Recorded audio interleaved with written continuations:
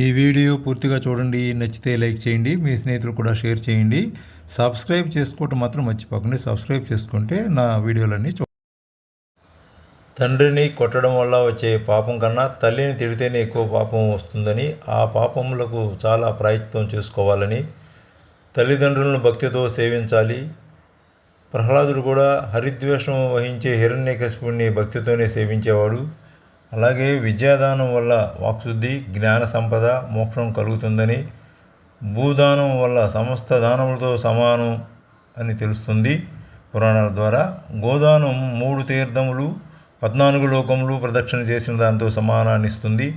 ధనదానం, అన్నదానం, కన్యాదానం పితృదేవతల అనుగ్రహాన్ని కలిగిస్తాయి.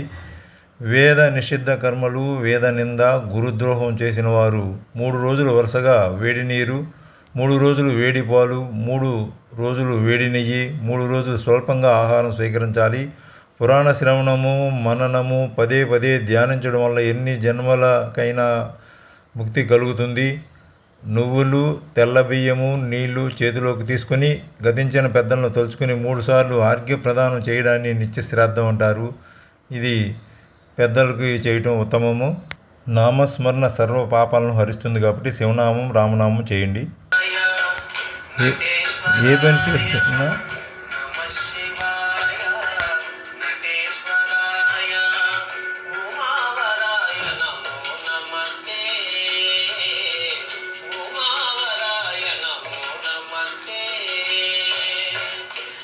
Shiva